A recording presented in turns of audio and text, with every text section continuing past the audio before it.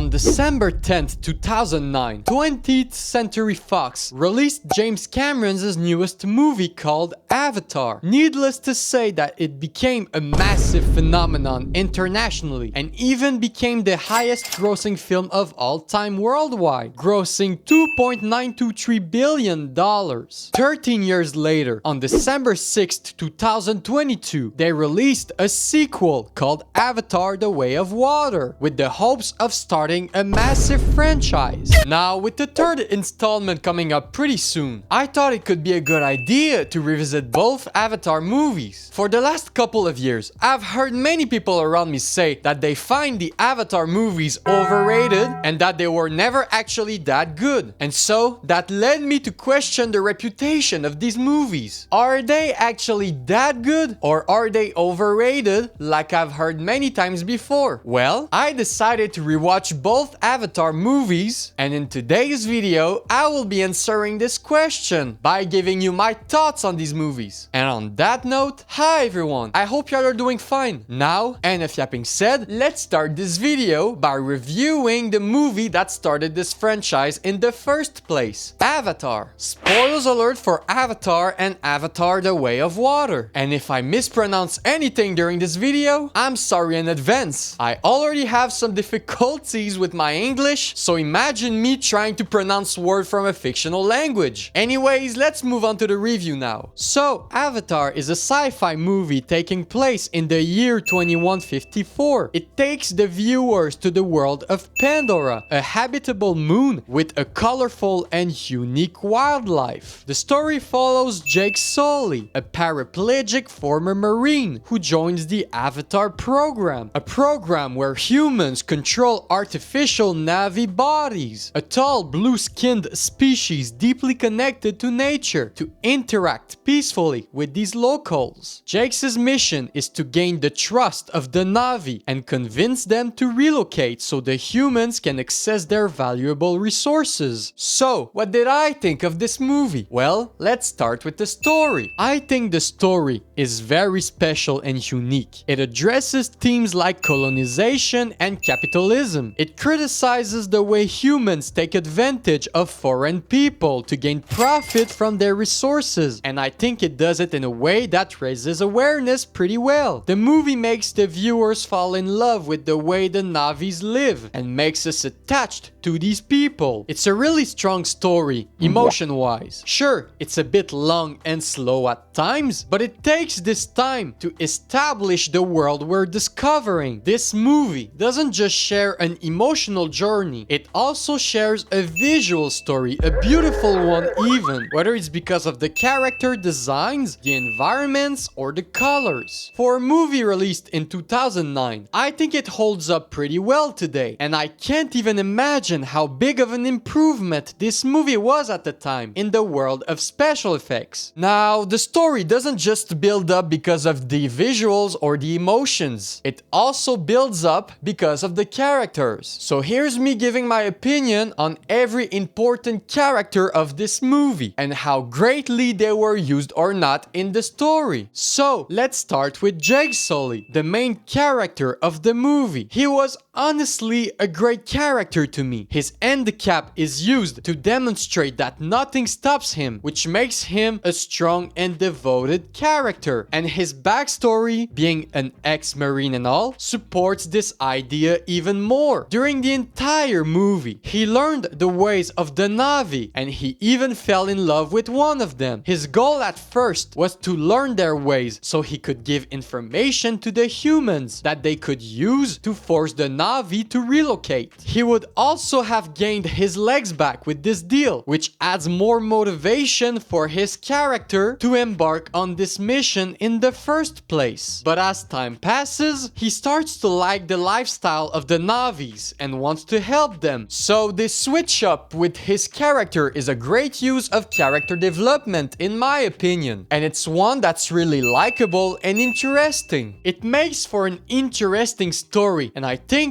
his character was fun to follow, whether it was to see how fast he would learn the ways of the Na'vi or how he would earn their trust. His character was a bit too nonchalant for me. But hey, at least he knows how to slide a little joke slickly here and there. How much lab training have you had? I dissected a frog once. Now, let's talk about Jake's love interest, Neytiri. I think her character was fun to watch too. Her dedication to the Navis and her skills made for a strong character with deep motivations. I really like her personality, even if she could be a bit annoying from time to time. But overall, I like her. Her romance with Jake was a bit weird at first, but the evolution towards it was the interesting part of it for me. Starting off as doubting Jake and ending up loving him demonstrates how far Jake went to gain her love, and that was built up during the time Neytiri taught him the ways of the Navi, so that makes it believable. Now, let's talk about the villain of the movie, Colonel Quaritch. He was a pretty menacing figure, whether it's because of his physical abilities or his devotion to control. He was really cold at times and was looking forward to a fight all the time. I think his impact on the Navis was big enough, destroying their habitat and almost ruining their entire beliefs, are things that I think were demonstrating how menacing enough and impactful he was. Now I will criticize negatively a bit the way his story ended, because it led to a resurrection in the next movie. But hey, it's just my opinion here. Overall, he made for a great villain in this movie. And yes, see how I emphasize on the word this? Yeah, we'll get to that later. Now, when it comes to the rest of the characters, I think they all brought a unique perspective on the situation, and they added a lot of variety to the set of characters. Grace was someone passionate about the ways of the Navi. Parker was someone interested in the money the resources of Pandora could bring to him, and was also a bit racist, but anyways. They're fly-bitten savages that live in a tree.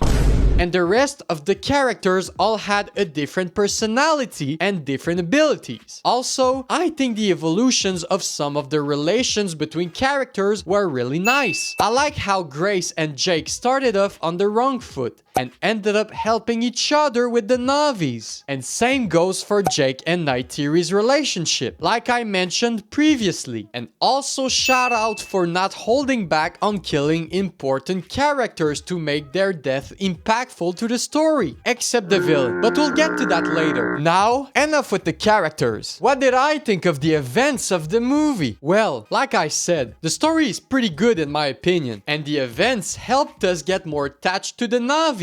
Jake's journey through Pandora is the center of the story, and his scenes are not just beautiful visually, but shows a growth in his character. Then, all came down when the humans attacked the home tree, and it started a war that was intense and stressful to watch, which are feelings that I'm hoping to have when watching this kind of movie. It is action-packed and full of emotions, which is a great mix for me. The only part of the movie that I actually found a bit lazy was the Toruk Makto plot. Jake jumping on a Toruk, just like that, felt forced, and I didn't feel like he was deserving of it. Only 5 people were ever able to do it, and Jake doing it in like 2 seconds was a bit contradictory to the legend, I'd say. It downplayed the impact of this plotline to me, and I think we should have seen a Jake fighting for this win. Now, technically speaking, the visuals of this movie were revolutionary for its time, which did put the name of the movie out there for everyone. It was also released during the time 3D became popular, and it was personally my favorite experience with this now dead technology, which also helped the movie become more popular at the time. Sound-wise, the movie sounds really good. The soundtrack is awesome. It really reminds me a lot of the soundtrack of The Lion King for some reason, and it's not even the same composer. Shout out to you, James Horner. You did a solid job here. The sound design was also really good, bringing new sounds of creatures in our ears and immersive environmental sounds. The artistic direction animation is also really good. Not only does the movie look good and colorful, but it also shows us unique designs and unique environments, which made this movie a lot more special to me. And so, with all that said, what did I think of this movie overall? Well, I think Avatar is a great movie, not only visually and sound-wise, but also story-wise. The themes of this movie really resonate with me. They are emotional and raise awareness. The variety of characters made this movie more interesting to me, with the different point of views and the different character developments. The visuals are creative and colorful. The music is emotional and awesome, which are aspects that make this movie better to me. And so, I will give this movie a 9 out of 10. So, in my opinion, Avatar is not an overrated movie. I don't necessarily think that it deserves to be the movie that grossed the most amount of money at the box office of all time, but it's a solid one, and it does deserve the recognition it has. Now, let's move on to the movie that follows up the events of this one, Avatar: The Way of Water, a 3-hour and 15 minutes long movie. Yeah, you thought Avatar was long enough with its 2 hours and 45 minutes? Well, I don't think you would survive this one if you would think this way. So, Avatar: The Way of Water is a sequel that takes place more than a decade after the events of the original Avatar movie. Jake and Neytiri now have a family and live peacefully with the Omaticaya clan, but their life is disrupted when humans return to Pandora. Among these humans is a resurrected version of Colonel Quaritch in a Na'vi body with the hopes of getting revenge against Jake. So, what did I think of this movie? Well, let's start with the story itself. I found the story of this sequel to be the weakest part of it. You see, I found it a bit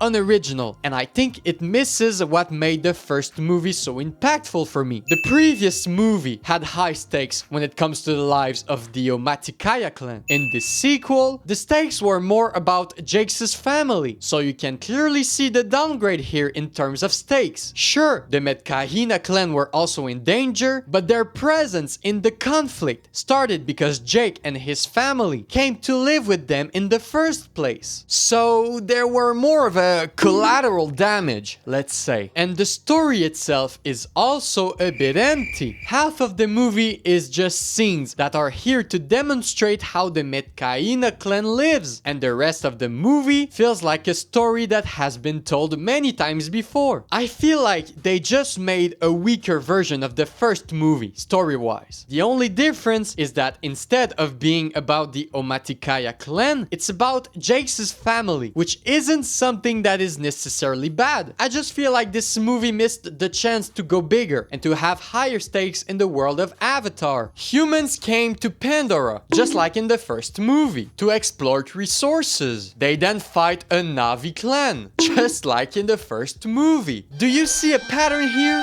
Now, with that said, let me talk about the characters of this movie. Let's start with Loak, Jake and Neytiri's youngest son. He's someone that looks up to be a warrior someday, but all he does is disappoint his dad. This perception his dad has over him leaves room for growth with his character. But did it happen during this movie? No, it did not. I think his character is likable and interesting, but in this movie, the only evolution he had was the relationships he made with the other characters. His character didn't necessarily grow, he just made new friends, which I find a bit disappointing, to be honest. Now, let's talk about Kiri. There's a mystery about her character, a mystery surrounding how she was born, because she was born from Grace's avatar body without any father. So, it's kind of like an Anakin Skywalker situation here. Was the mystery surrounding her birth resolved though? No, it wasn't.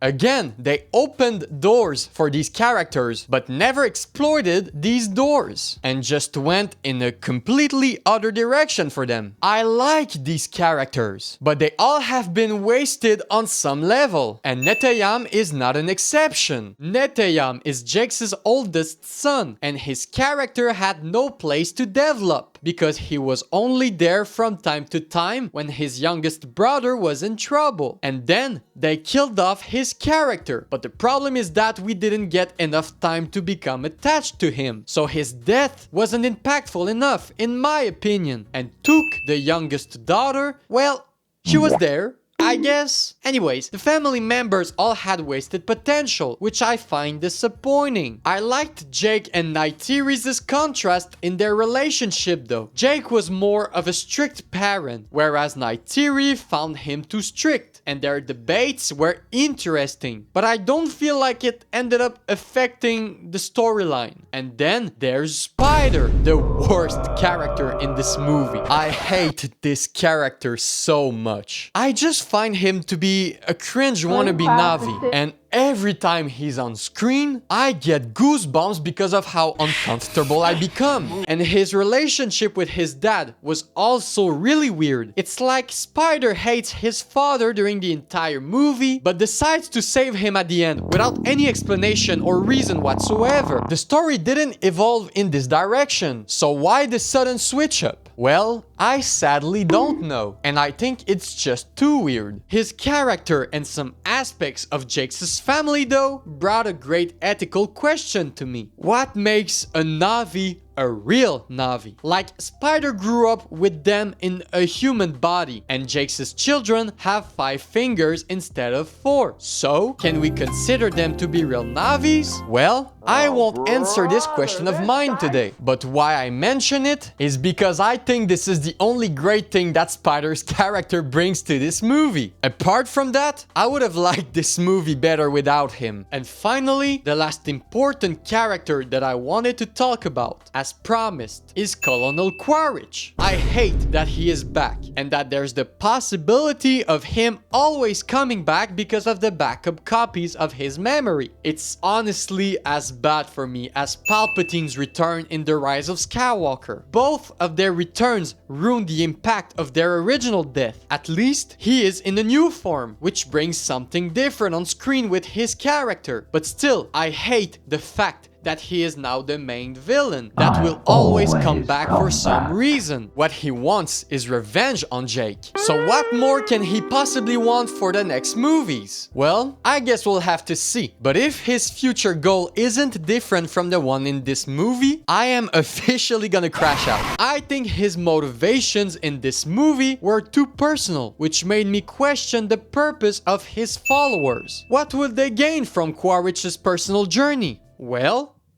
I guess we'll never know. Oh, and the rest of the characters were fine, I guess. They served their purpose enough. Except Sireya, because I think she deserved more character development, whether it was for her personal journey or for her relationship with Loak. Anyways, there were too many new characters to develop on, so I guess I understand why most of them were underused. What I do appreciate from this movie though, is that these characters all have some kind of connection and relation with each other that are made pretty clear throughout the events of the movie, like Loak's admiration for his older brother, and his love interest for Sireya, for example. Now, with all this pessimism said, I am going to say that, despite all of what I just said, I still think the movie in general is enjoyable. Like I said, the weakest part of it for me is its story, but what I really find captivating in it is the way the Metkahina clan lives. The environment where they live is beautiful, and I enjoyed some of the establishing scenes, even if they were too long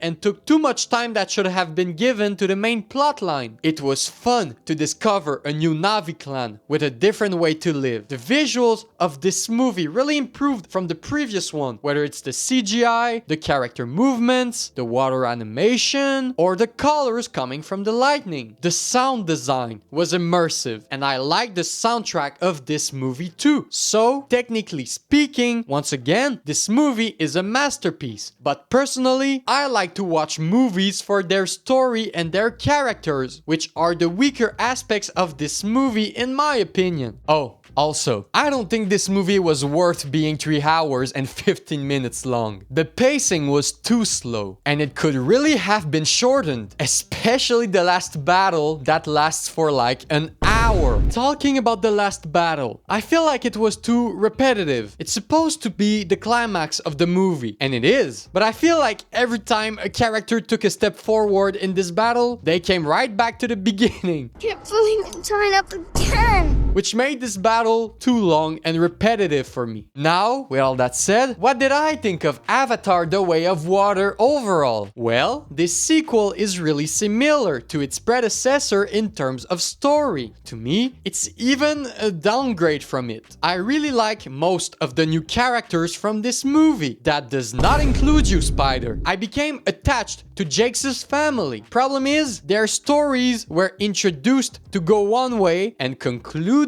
in another way. So I feel like this movie's characters all had wasted opportunities. Bringing back the same villain from the previous movie and hoping that he will become some kind of Lord Voldemort for this franchise feels lazy and questionable for me. They made the threat of this movie less about an exploitation matter, but more about a revenge on a family matter, which I also find to be a downgrade from the previous movie. And so, with all that said, I will give this movie a 7 out of 10. It might feel like I've said many bad things about this movie and still give it an acceptable note, but in my defense, I did enjoy my watch time of it because of the attachment I developed for the characters and the introduction of the Way of Water by the Metcaïna clan, which I found really interesting. Now, do I find this movie overrated? Well, somehow I've heard many people say that they liked this one better than the first one, which is a statement that I don't understand. So yes, I do find this one overrated. But hey, if you like this one better, it's your opinion. My opinion is not always gonna stick with yours, because that's the beauty of subjectivity. None of us is in the right or the wrong. We just have different opinions. And so, in conclusion, do I think the Avatar franchise is overrated? Well, seeing that both of these movies enter the top 3 highest grossing films of all time at the box office, I have to recognize their popularity. Does this mean that Avatar is a great franchise? No, it doesn't. Because it's not all about money. It's about appreciation. And so, do I appreciate the Avatar franchise? Frankly, yes I do. Especially the first movie. So no, I don't think the Avatar franchise is actually overrated. It deserves its great reputation. But now, do I think that it will stay this way in the future with